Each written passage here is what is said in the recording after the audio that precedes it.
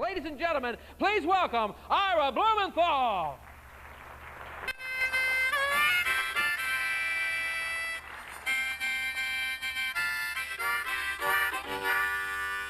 You know, there's a battle outside, and it's raging. It'll soon shake your windows and rattle your walls. Ah, the times, they are a-changing. When folky futurist Bob Dylan wrote those lines, he also added, the line it is drawn, the curse it is cast. The first one now might later be last. Ah, the times, they are a-changing. So ignore change, you die. React to change, you survive. Here is the big one. Here is the one that's critically important. The third strategy, and this is what you need to think about, because marketing is about innovation. Marketing is about vision. Marketing is about taking a shot. Marketing is about maybe thinking outside the box occasionally, with all kinds of challenges you have as a telco marketing professional. Make other changes. How about Harley Davidson? Harley Davidson, almost bankrupt, turned around and reinvented themselves. Here's what I want you to do. Everybody, put your hands out in front of you like this. 2 hands out in front of you, okay? When I say 3, I want you to make noise as if you are riding on a motorcycle made in Japan. Made in Japan. 1, 2, 3.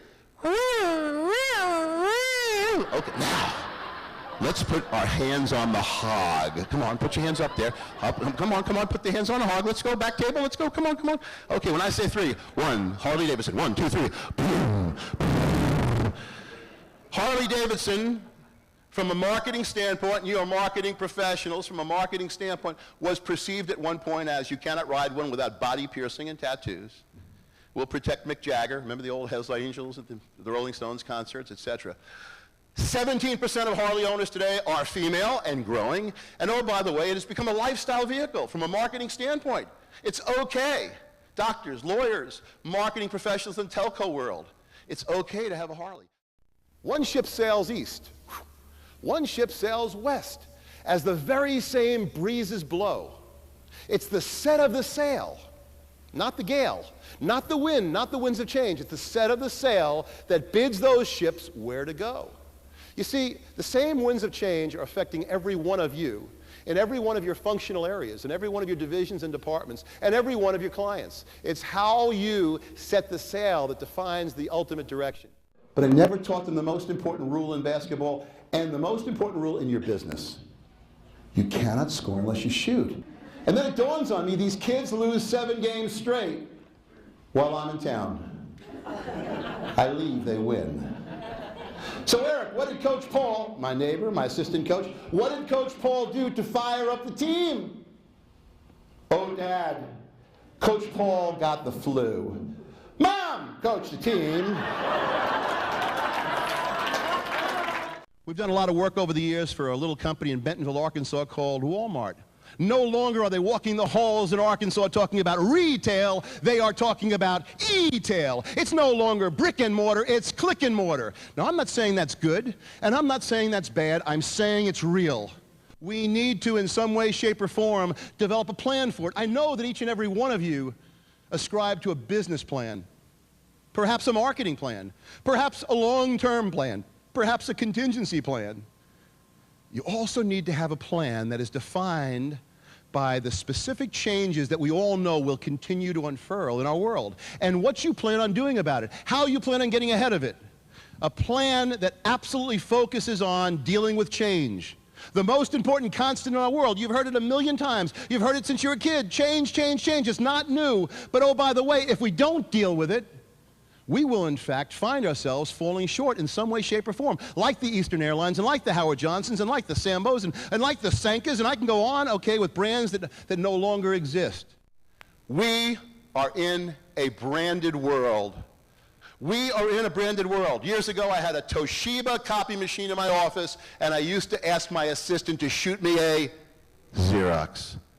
Now, I'm not saying it's good, and I'm not saying it's bad, but we're in a branded world. And oh, by the way, a corporate and also personal branded world. As a corporation, as a telco, you want to be trusted, don't you? You want to be trusted. Well, guess what? That's part of branding. You've got to figure out the right imagery and the right messaging and the right words. By the same token, you represent your telco. And personally, you've got to manage brand you. Why? Because you represent your organization. The way you act, the way you speak, where you go, how you work, your essence is all going to be reflected upon the organization you work with. So concurrently to building your brand, building your telco's brand, you got to build your own personal brand and be respected and be believed. You see, in marketing, we have these terms called identity and equity and essence and image. Well, let's talk a little bit about that. Brand identity, brand image. Changing rapidly, folks. Brand identity is when you develop what you or your company wants to be known for. Brand identity is your strategy. This is the snapshot on me. This is the snapshot on my organization, on the services I provide. This is the snapshot on what I believe people see me as. That's my personal brand identity. Then there's brand image. What's brand image? Anyone? That's the way they see you. Brand identity versus brand image. It's nice for you to think that you work very hard to make your telco looked upon as being innovative, visionary, caring, communicative, whatever it is. But that's fine. That's your brand identity. You got to step outside yourself. Henry David Thoreau said, could a greater miracle take place than to look through another's eyes for an instant? How do your constituents look upon you?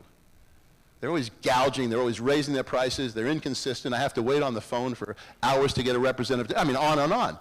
Brand identity. Now, an exercise I'd throw at you personally and professionally is write down 8 or 10 things you believe define your identity. If it's personal, it could be caring, empathetic, witty, cerebral, right?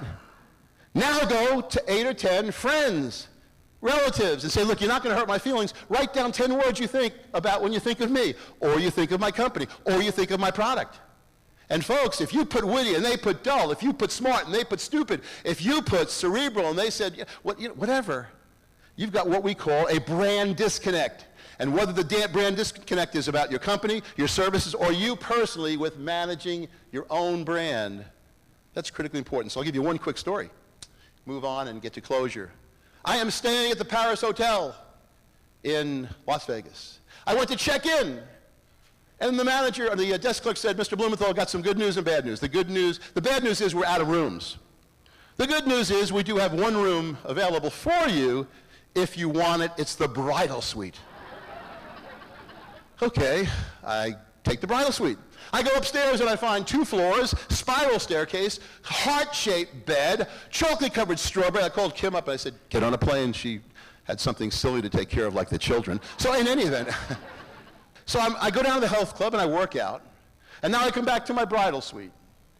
And I take a shower and I put on a pair of shorts, okay, and I collapse on the bed without a shirt. And I look up. Oh my God. That can't be me. My brand identity was my head on Lou Ferrigno's body. I looked up, I called my wife up. I called the manager first and said, I need to get out of this room. He said, why? I said, I cannot sleep with that guy. He said, I'm sorry, it's either here or Caesars. So I called Kim up and I said, I know you know I'm in Las Vegas. I know you know I'm in the bridal suite. But I have to ask you a question. What do I look like with my shirt off? And she responded with, what are you doing?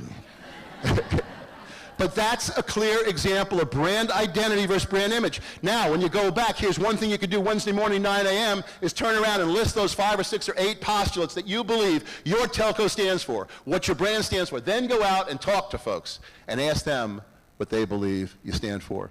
You talk about optimism, folks. This guy, at 94 years old, married his 19-year-old secretary.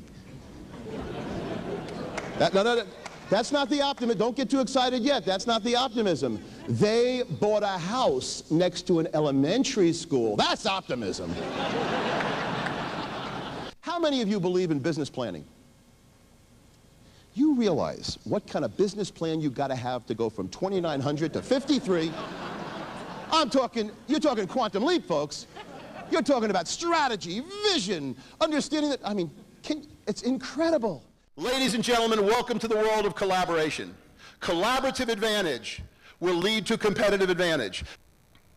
Competitive advantage through collaboration, through sharing. Call it searching for synergies or finding symbiotic relationships or partnering or joint ventures or joint adventures. We are seeing both in the private sector and the public sector more focus on folks, organizations getting together and collaborating. I believe strategic alliance is the wave of the future. It's the three most important benefits of a strategic alliance are value, efficiency, and growth. If you enter into collaboration, if you search for synergies and symbiotic relationships and partner and joint venture and build an alliance, all parties must receive value, all parties must be more efficient in what they do, and ultimately grow.